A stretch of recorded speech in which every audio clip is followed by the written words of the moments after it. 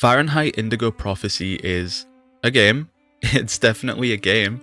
It's turning 20 years old this year, and so I thought it would be a good idea to revisit the freezing streets of New York City and remind myself of the mental turmoil our main character Lucas Kane experiences after committing an abhorrent murder in an East End restaurant known as Doc's Diner. Also, it was in the Steam Spring Sale, so it cost me like nothing. Quantic Dream, the studio behind Fahrenheit, was founded by a one David Cage, and if you know anything about this man or any of his later games such as Heavy Rain, you'll know that he has some really good ideas for these interactive drama style video games, but a lot of people would say that the execution on these concepts is shocking and the writing is just straight up bad. Fahrenheit is a great example of David Cage's good concept bad writing problem, and I want to take a look into why exactly this game didn't age well at all. The game kicks off with a cinematic of a snowy New York City and hones in on a cozy looking diner. This part of the game is, unironically, its strongest moment.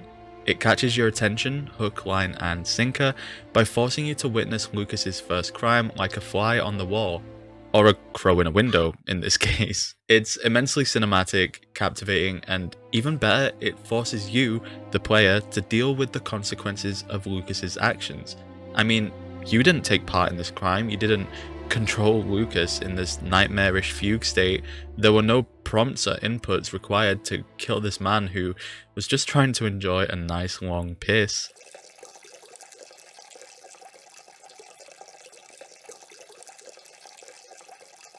Yet the guilt is forced upon you, and suddenly you're complicit to the crime as you take control of Lucas and attempt to clean up his mess. The cleanup itself is uncomfortably perfect. You have to drag the man's limp and lifeless body into a toilet cubicle before hiding the murder weapon, cleaning the blood from the floor. No! Washing your hands and escaping the scene without drawing attention to yourself. Something I struggled with under such tense circumstances. Hey, sir, your bill! Oh fuck, I didn't even think about that. The police officer making his way to the toilets was the cherry on top. It's quite literally the worst thing that could have happened for Lucas, so you're essentially against the clock from the get-go, trying to cover up his actions before it's too late. I do not need a condom. As we escape with Lucas, we switch perspectives to our other two main characters, Carla and Tyler, and the momentum carries along. I want to take a moment to talk about Tyler here, whose character is written so poorly it's borderline racist. Hear me out. From the get-go, Tyler appears to serve as both a bit of a comic relief, but also as a grounding presence. Definitely the less serious of the two detectives. The problem is, he's introduced to us through a series of problematic tropes. He cracks jokes, seems disinterested in his work, and speaks in a dialect that feels more like a white writer's caricature than an actual authentic black character. Hey Martin, you know where I can find some coffee? The machine's behind the bar, just go help yourself. Martin, you are the man. That big ass smile. Tyler's been my partner for almost a year. He grew up with the gangs in the Bronx before he decided to join the force. Sometimes he's unpredictable, but he's a good guy. He's written as though he's intentionally there to make Carla seem more serious by contrast, and that definitely shows with the fact that Carla can find clues at the crime scene while Tyler can't. For example, the knife is here in the store, but the button prompt to reveal it only shows when you switch to Carla. But it was 2005 and diversity and inclusion has definitely come a long way in media since then, so I'm honestly not surprised that this kind of writing was normalized, but believe me when I say it gets even worse. I'll definitely come back to this later on.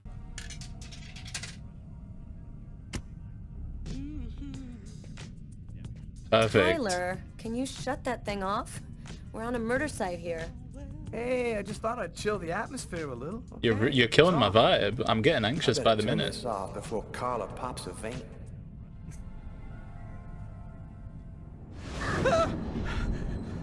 Waking up in Lucas's apartment, you'll find him shaken by his actions. He thought the murder was just a bad dream, but the blood on his arms and in his bed is enough proof that it did really happen.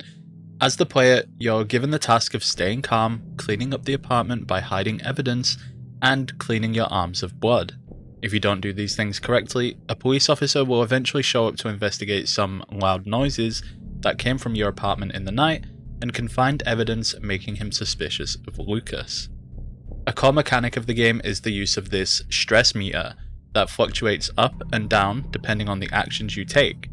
If it gets too low, you risk Lucas having a complete breakdown and turning himself into the police, or even being sectioned, which again, I will talk about this later on, because the way this game portrays mental health is questionable, to say the least. They locked me up in Bellevue Asylum for the rest of my days. After the officer shows up, checks the place out and leaves, Lucas can head to work and we switch over to Tyler and Carla's perspective while they make their way to the police station to further their investigation. It's here that we see more of the aforementioned racial stereotyping, where as you make your way to your office, a colleague asks Tyler for his money back. Hey, Tyler, what do you know? It's just the guy I was looking Not this for. guy. You remember that $100 I loaned you about 6 months ago? Yo, listen, Jeff, I got a little cash flow Bro problem is at the nerd moment. emoji. Nothing I hate this can't guy handle, already. But, you know, it's pretty tight right now, and I want my $100 and I want it now. So Tyler is painted as someone who struggles with money, and even worse, you can choose to suggest a game of basketball to settle the debt. yo, let me make you a deal. I'll play you a game of b-ball for your $100. If you win, I'll give you $200 right then. Am I the only one that thinks that's crazy? Shifting back to Lucas's perspective, we find ourselves in the local park and are introduced to another major character, Marcus, Lucas's brother. I'm happy to see you. I missed you.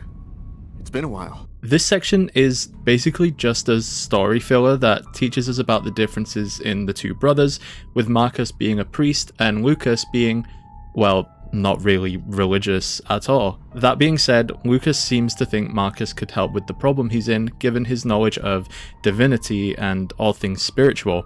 So we find him in the park and have a quick chat. Here. You need this more than I do. Marcus. On our way out of the park though, you're faced with your first big dilemma since the murder. What am I gonna do?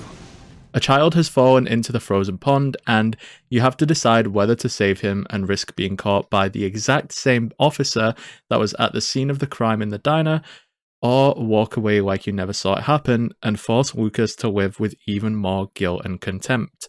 Of course, I opted to save the child because, Jesus Christ, I'm not a monster. Kid just fell into the water. Send an ambulance right away. Man, what courage. The kid would have died. The kid would have That died. guy's a hero. He's a Dove into hero. freezing water to save the kid. The He kid saved never that would've kid. made it out of there without him. The kid would have died. Cop recognized me. We both knew it. It's hard to say why he didn't turn me in. Maybe all he the people decided I going, was wow, I had that guy's a taken hero, life, we should given parade what him happened. around. As he arrives at work, we begin to see the cracks in his mental state widen as he begins experiencing hallucinations. He sees events that are about to happen. Oh, Look out, the cop! Lucas? the word murderer flashing on his computer screen, and even stranger, visions of giant blue insects. They kind of look like fleas, and I'm not actually sure what they're supposed to represent, but what I do know is that this is one of many QuickTime events, or PAR sequences, as some fans call it, where you have to perform a number of actions to keep Lucas safe. The reason I'm talking about this right now is because the UI for these sequences is so ugly. I mean, these flashing shapes sit there in the center of your screen and take up quite a big amount of space, looking more like a digital bop it interface, and it makes it quite difficult to actually focus on the action that's taking place behind it. It's a minor thing, but for me it was a pretty major problem and made it that much harder to enjoy the game. Maybe I'm being dramatic, but I have a degree in interaction design and there's nowhere else for me to apply it in the real world, so here we are. Anyways, your success in these QuickTime events determines how coherent Lucas remains. Failing these events triggers severe mental strain, further dissociating him from reality, and eventually collapsing on the floor to find himself surrounded by colleagues. Lucas, what happened? Did you hear me? Are you alright? Lucas's grip on reality is slipping. I gotta go. Remember earlier when I mentioned the racist writing gets worse? Well, in this section, Carla and Tyler are training at the gym, and they agree to a sparring match. Which is fine, nothing weird about that, at least until... Shit, girl.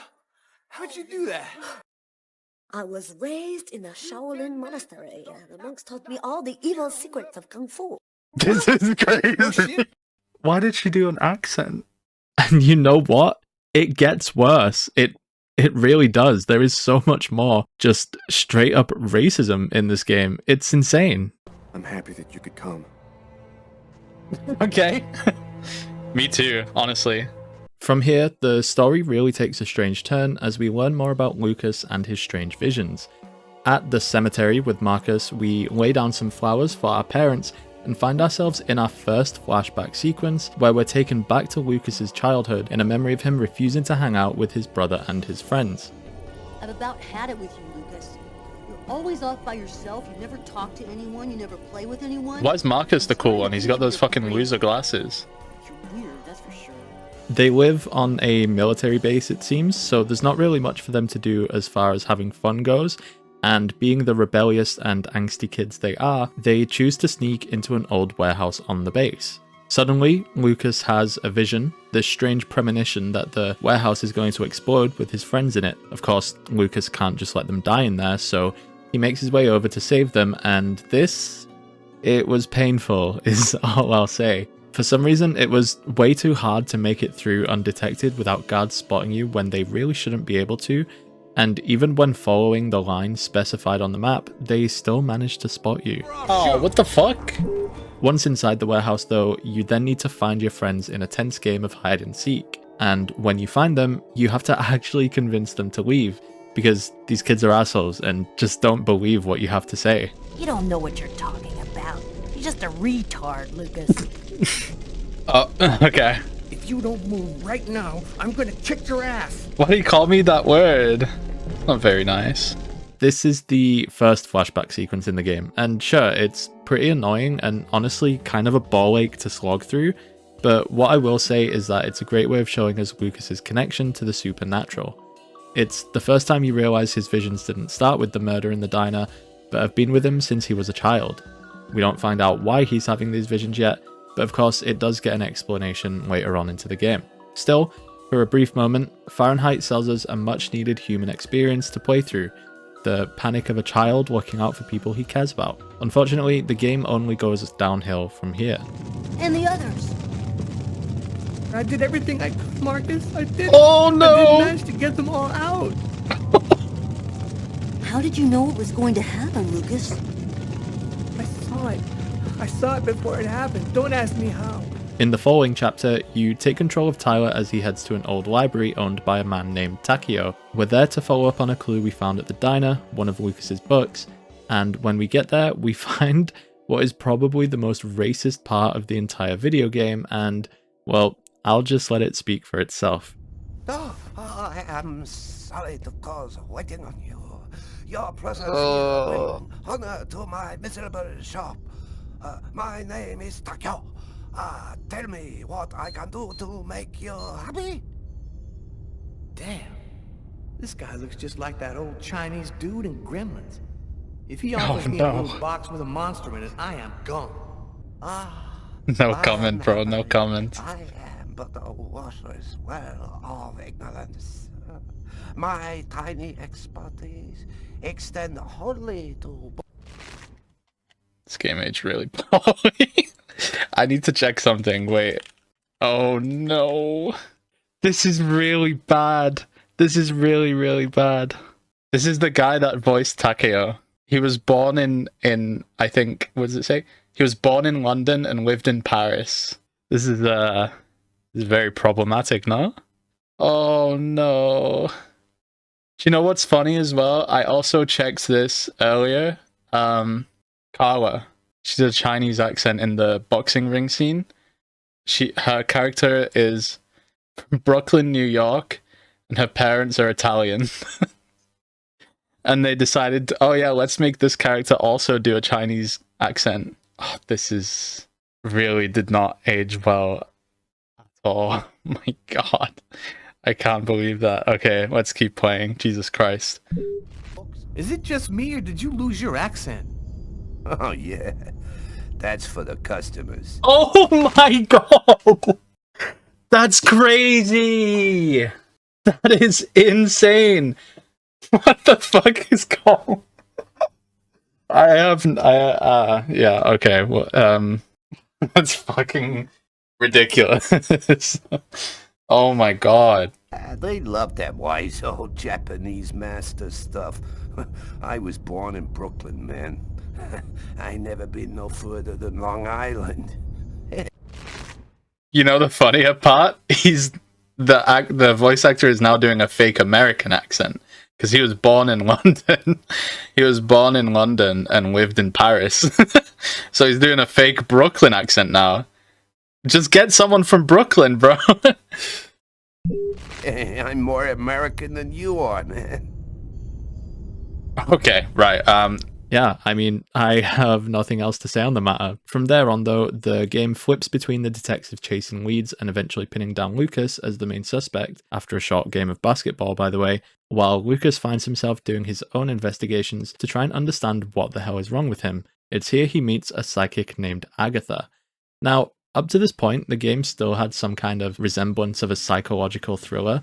I mean, sure, there's been a few supernatural twists, but they've been pretty restrained so far. It could still all be metaphorical, almost dreamlike.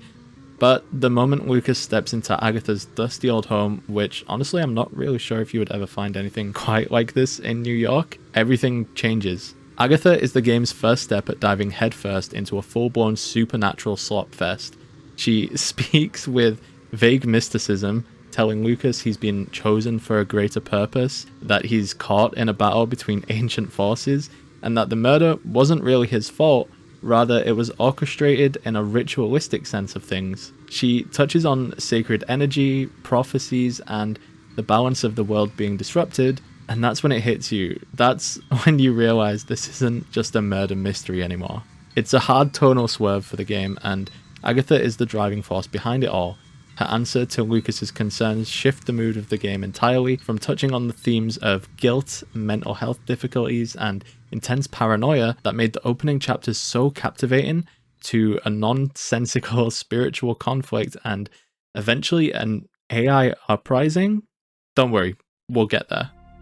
What's happening, Lucas? I don't know. The man gives off a very strange energy. It's hard to describe. Go on, Lucas. What happens after that? Failed? How the fuck did I fail it? Essential that you keep your concentration. Following this, Carla and Tyler pin down a bit more evidence, all thanks to this yo-yo of course, and that eventually leads them to Lucas's apartment.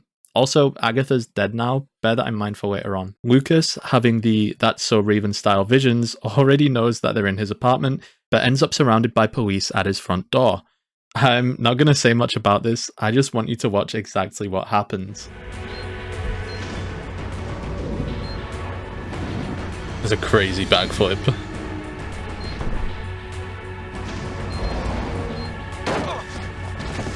I like how they just stand there while he's doing all the fancy voodoo shit. As if he's moving at Wesker pace or something.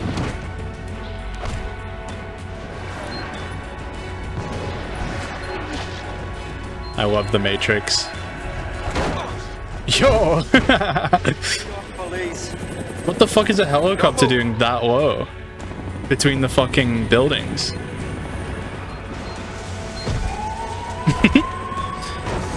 I really want to fail one of these QTEs because I want to just get like hit by a car or something. But I only have one life, I would have to do it all over again. There's no way I did all that parkour bullshit, that's crazy. What the fuck? That's not normal, and now I don't understand what the fuck is happening. Did you see what that guy just did? Shit, that's crazy. So yeah, Lucas has superhero powers, Leon Kennedy-esque backflip abilities, and manages to escape the police, much to the captain's delight. Just what are you trying to tell me here? That this guy is Superman? That's your excuse? Maybe. And you seriously expect me to buy that crap? We knew he was dangerous, but Not that he could knock out trained armed policemen and then escape hanging under a helicopter. Deadass, how do you explain that? About your two-bit excuses. Returning to Lucas's perspective, we wake up in a church, presumably the same one Marcus works at, only to find Agatha, yes, the dead one, front and center, ready to conveniently answer all of our questions. She reveals that Lucas was supposed to die after committing the murder, as he was used as an instrument of a millennial sacrifice, and that now he has seen too much, they're trying to eliminate him. They're coming. And then these fucking angel statues come alive and try to kill us? I don't know, it's just all a bit messy now, and it was definitely around this point that I was completely over the game, bored out of my mind. Eventually, Carla and Tyler are investigating another crime scene where a victim is being killed in the same way that the first victim in the diner was killed, 3 stabs to the heart. However, they do conclude it would be impossible for it to be Lucas, so then they get confused about the possibility of a copycat killer or maybe even something else. Either way, doubt starts to enter their minds. With more research to do, Carla heads to Bellevue Asylum in a chapter that might have been intended to be tense or unsettling, but instead ends up exposing just how tone deaf the writing was when it comes to the portrayal of mental health. At this point in the game, Carla is chasing leads that connect Lucas's actions to other unexplained murders, and her investigation brings her to Bellevue, a psychiatric hospital where a patient by the name of Anton is being held. Anton was arrested for a murder of a similar nature around 20 years prior, where he had stabbed the victim in the heart 3 times and carved a 2-headed snake on each forearm, much like Lucas did. He was committed to the asylum due to his apparent talks of visions, possession, and even the end of the world. Does that sound familiar? Anyways, when Carla arrives to meet Anton, the tone immediately shifts into a full-blown horror experience. The lighting is dim, the atmosphere is tense, and the whole place creaks and echoes. The patients are portrayed not as people, but as monsters, twitching, screaming, etc. Don't worry, you'll be fine. Thank you, Barney. Kind of fucked up that they're in an asylum and there's like screaming sound effects in the background. I wasn't sure exactly what I expected to find out by coming here. Kane was the killer. There was no doubt about that. Hello, detectives. I'll wait for you here. Perfect, thanks.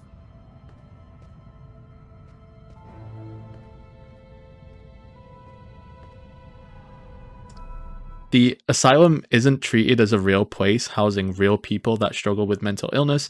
It's portrayed as some kind of haunted house.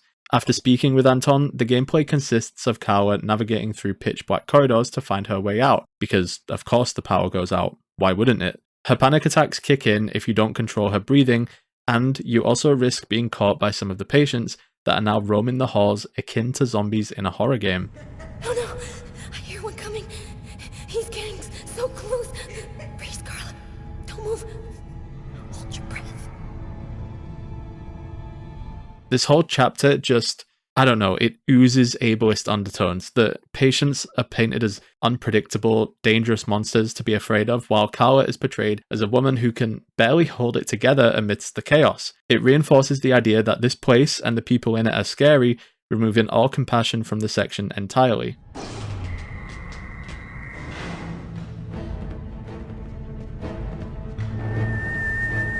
Barney! Barney! Open up!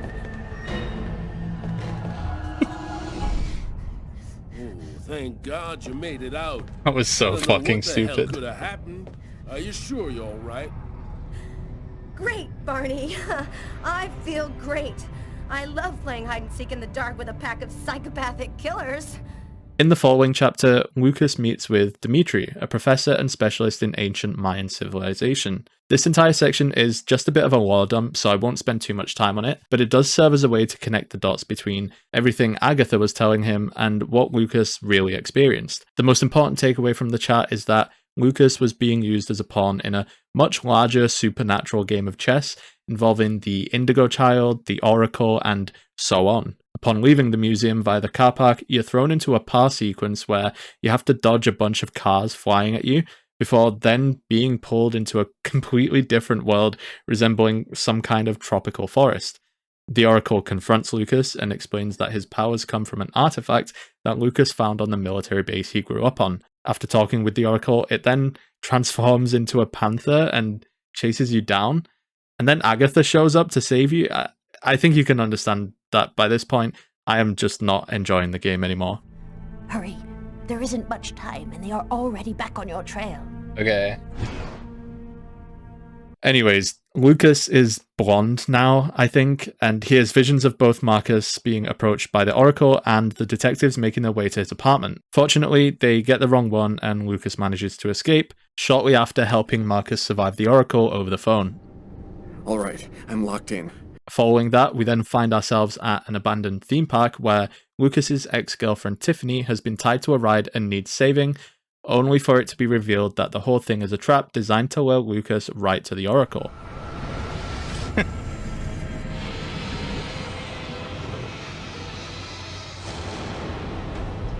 Bro.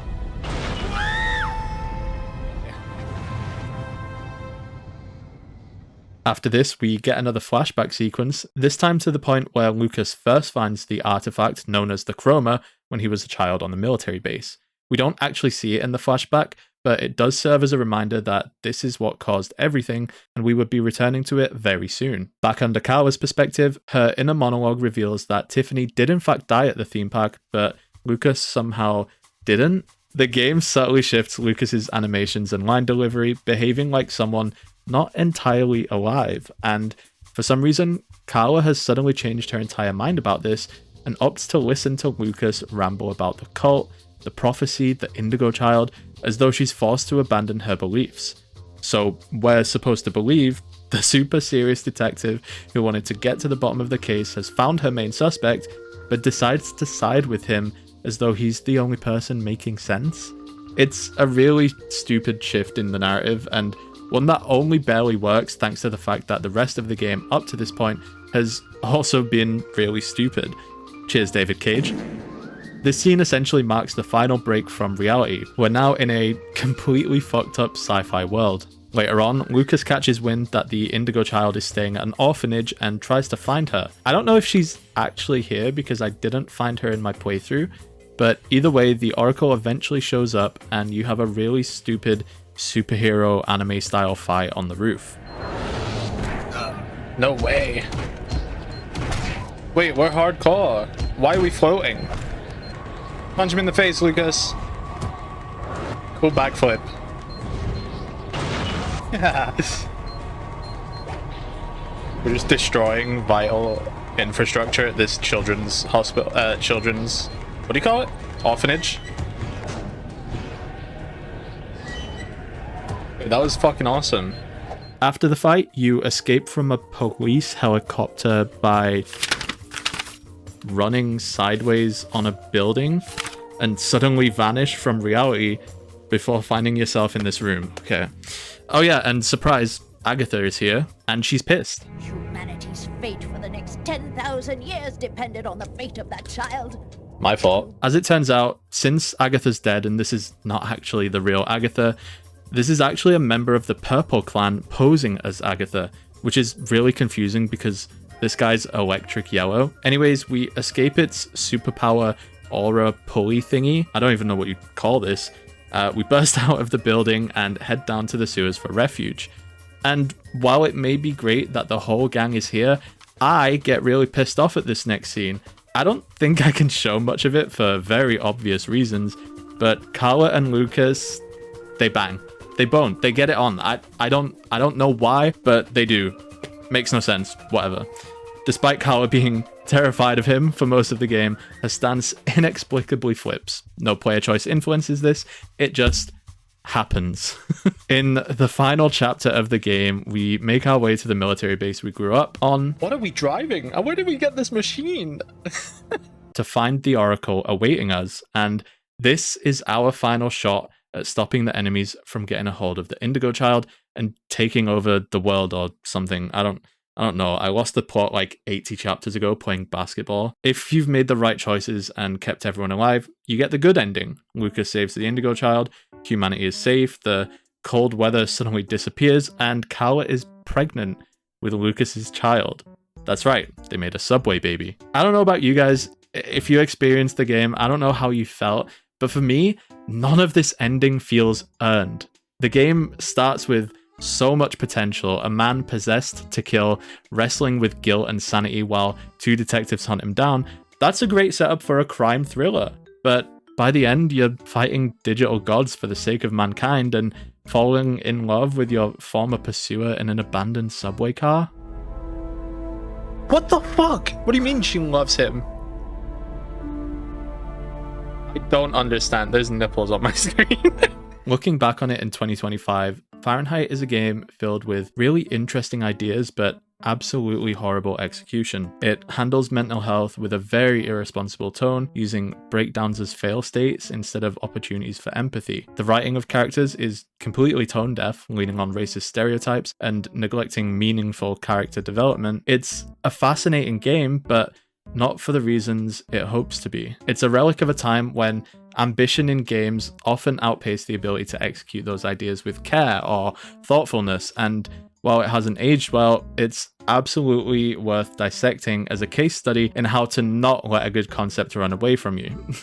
I would like to say that David Cage learned from his mistakes following Fahrenheit, and in some aspects, he kind of did, but for the most part, the Quantic Slop collection is exactly that. Cinematic, nonsensical slop. I do remember the later Quantic Dreams games a bit better than Fahrenheit, and I got them all for pretty cheap in the sale, so I'll definitely still be playing those games. If you want to experience those with me, be sure to subscribe because I'll be live streaming them, and yeah, thanks for watching.